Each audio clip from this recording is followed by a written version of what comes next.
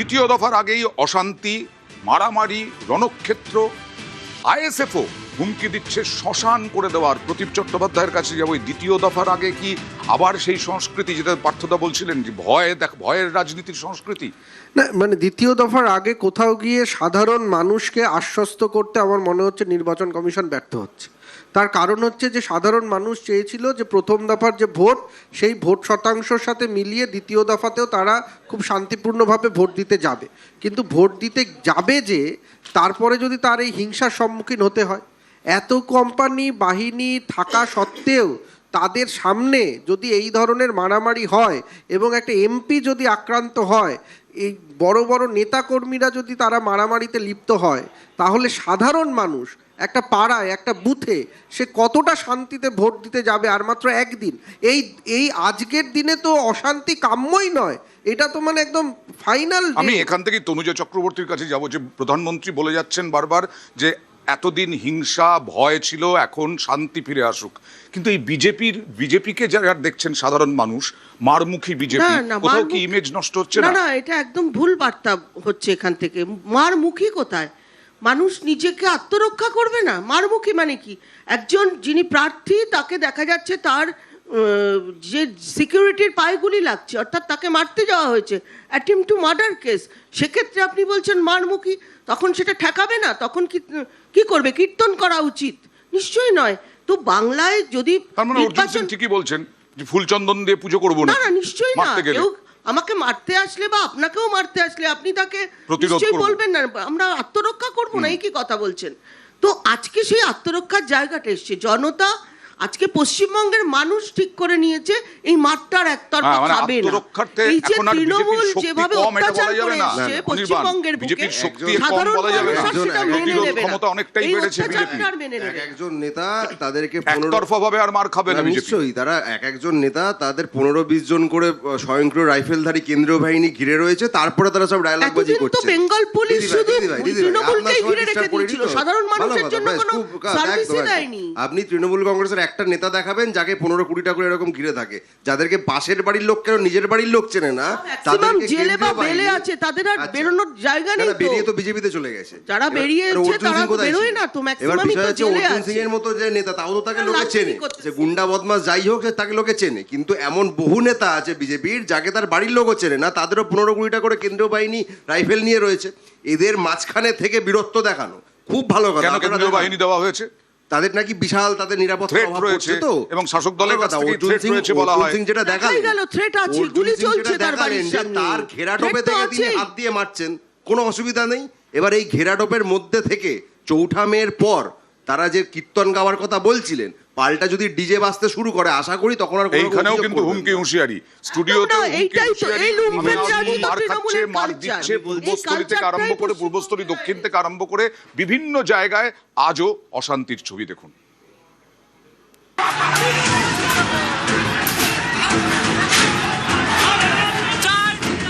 শেষ দফার ভোটের আগে জায়গায় জায়গায় অশান্তি।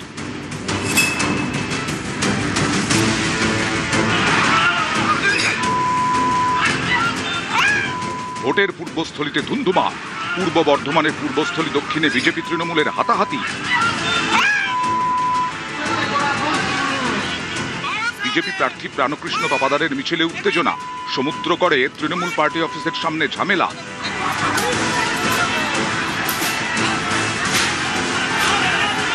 সমুদ্রগড়ে তৃণমূল বিজেপি কর্মীদের মধ্যে বচসা, মারামারি, রাস্তায় ফেলে মার, বাইক ভাঙচুর।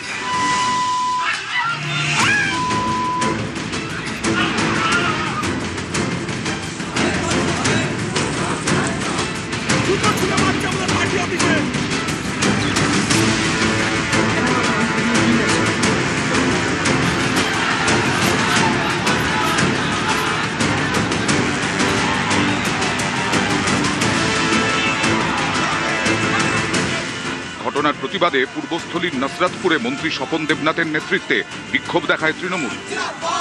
আমাদের নেতা অমল হালদার গুরুতর আহত। আমাদের মিটিং ছিল, ওদের পারমিশন আছে, পুলিশ তো সেভাবে প্রোটেকশন নেবে। আর র্যালির থেকে উল্টো পাল্টা বলেছে যাচ্ছে, তাই স্বাভাবিক মানুষ উত্তেজিত হয়ে গেছে। তৃণমূলের লোকজন কার্যালয় থেকে বেরিয়ে লাঠিসোঁটা রড ফড নিয়ে এসে বেরিয়ে আমাদের কর্মীদের উপর চড়াও হয়। বেশ কিছু কর্মীর মাথা ফেটে যায়, মিছিলের উপর হামলা চালায়, যাতে কর্মীদের মধ্যে একটা ভয়ের বাতাবরণ তৈরি করা যায়।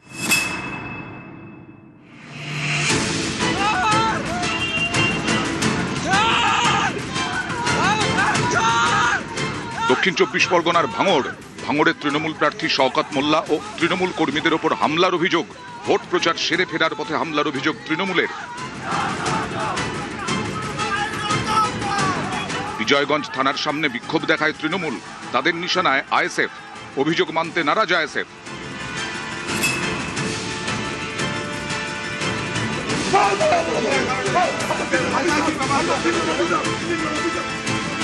আইসিকে শাসানির অভিযোগ রাজারহাট নিউ টাউনের তৃণমূল প্রার্থীর বিরুদ্ধে। রবিবার রাতে নারায়ণপুর থানায় যান তাপস চট্টোপাধ্যায়। অভিযোগ, আটক কর্মীদের ছাড়াতে আইসিকে হুঁশিয়ারি দেন।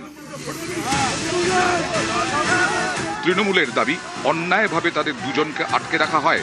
সেই দুজনকে সঙ্গে নিয়ে ভোর রাতে থানা ছাড়েন তাপস চট্টোপাধ্যায়। হুম্বল মার্কা আইসি কোথা থেকে এসছে, তার না আছে বিষয়গুলো করা, শুধু দাঁড়িয়ে বিষয়টাকে করবে। ভদ্রতা বোধ তার টুকু নেই, এসে আমাদের সাথে কথা বলবে, ওর মাথা পারচেস করা আছে। আজকে দুজনকে বলে নাকি দাঁড়িয়ে এ করেছেন, আমি মুক্ত। এরা বিজেপি দিয়েছেন।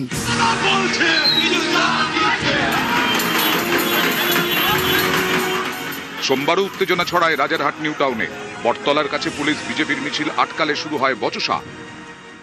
উনি যত খুশি আইওয়াজ করে নিক, কোনো লাভ পাবে না। পরিবর্তন হতে চলেছে, গুন্ডাদের কথায় ভোট হবে না।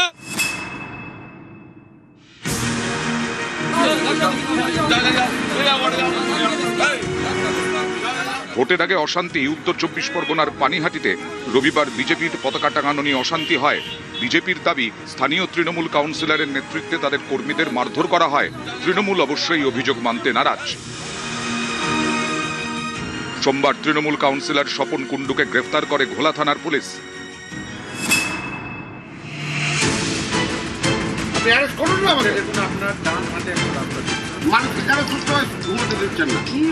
ভোটের আগে বর্ধমানে গ্রেফতার তৃণমূল কাউন্সিলর। বর্ধমান পুরসভার 22 নম্বর ওয়ার্ডের কাউন্সিলর নারুগোপাল ভকত গ্রেফতার। গত 24 মার্চ পুলিশকে হুমকির অভিযোগে গ্রেফতার। পুলিশ ও কেন্দ্রীয় বাহিনীর ওপর হামলা, সরকারি সম্পত্তি নষ্টেরও অভিযোগ কাউন্সিলরের বিরুদ্ধে।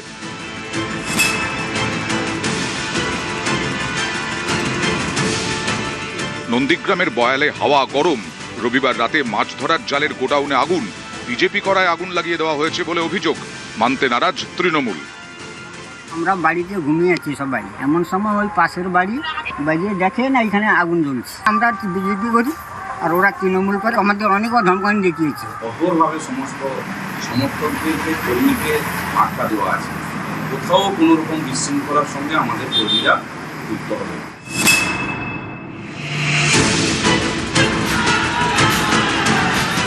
ভোটে অশান্তি পাকাতে পারে, এই আশঙ্কায় ধরপাকড়। রবিবার দুপুর থেকে সোমবার সকাল পর্যন্ত গ্রেফতার 1095। পূর্ব বর্ধমানে গ্রেফতার 479, উত্তর 24 পরগনায় 319, দক্ষিণ 24 পরগনায় গ্রেফতার 246, কলকাতা উত্তরে 109। নিউজ 18 বাংলা। অনির্বাণ, সহজেই বোঝা যাচ্ছে নির্বাচন কমিশন কতটা কড়া। কয়েকজন কাউন্সিলর গ্রেফতার হয়ে গেলেন। এখনো পর্যন্ত এই রকম নির্বাচনে আমরা দেখিনি। কড়া তো বোঝাই যাচ্ছে, কাদের প্রতি কড়া, কাদের বিরুদ্ধে কড়া। তারা তো একতরফাভাবে তৃণমূল কংগ্রেসের মূলত যারা ভোট করানোর দায়িত্বে রয়েছেন তার নামের লিস্টই শুভেন্দু অধিকারীর থেকে নিয়ে টার্গেট করে করে তাদেরকে গ্রেপ্তার করার। না, পুলিশকে হুমকি দেবেন, কিছু ব্যবস্থা হবে না, পদক্ষেপ করা হবে? আপনি যে কিছুদিন আগে আমরা শুনলাম যে উত্তরপ্রদেশ থেকে নাকি কোন বিশাল এনকাউন্টার স্পেশালিস্টকে আনা হয়েছে, চলে এসেছেন, তার বিরুদ্ধে গুচ্ছ গুচ্ছ অভিযোগ রয়েছে। সেই অভিযোগের তালিকা শুরু করলে ভদ্র সমাজে মুখ দেখানো যেত না, কিন্তু তিনি যে কাজটা করছেন, তিনি ওই এলাকায় সাধারণ মানুষের বাড়িতে গিয়ে গিয়ে হুমকি দিচ্ছেন। এবার এইটার প্রতিবাদ করতে গেলে সেটা পুলিশকে হুমকি দেওয়া হয়। তথ্য আছে, সাধারণ মানুষ 100 বার আছে, 100 বার আছে। তৃণমূল কংগ্রেসের তরফ থেকে সাংবাদিক সম্মেলন করে তথ্য প্রমাণ সহকারে এটা জানানো হয়েছে সংবাদ মাধ্যমকে।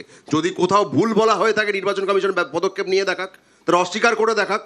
এখানে যাকে আনা হয়েছে, সিংহম ফিংহম কিছু ফালতু ফালতু কথা বলা হচ্ছে, তিনি একটা আদ্যন্ত করাপ্ট অফিসার, তার অভিযোগ রয়েছে, মহিলা ঘটিত একাধিক কেলেঙ্কারির অভিযোগ রয়েছে, এফআইআর আছে, তাকে এখানে পাঠানো হয়েছে। তিনি এখানে কাকে এনকাউন্টার করতে এসেছেন? এবং সাধারণ মানুষের বিরুদ্ধে প্রেস কনফারেন্স করে অনেক সময় অনেক অভিযোগ করেছেন। এটা প্রেস কনফারেন্সের তো বিষয় নয়, এটা তো অ্যাপিলেট ফোরামের কাছে যেতে হবে। এটা স্টুডিওর ফ্লোরেও সমাধান হবে না, কোনো রকম প্রেস কনফারেন্স করেও সমাধান হবে না।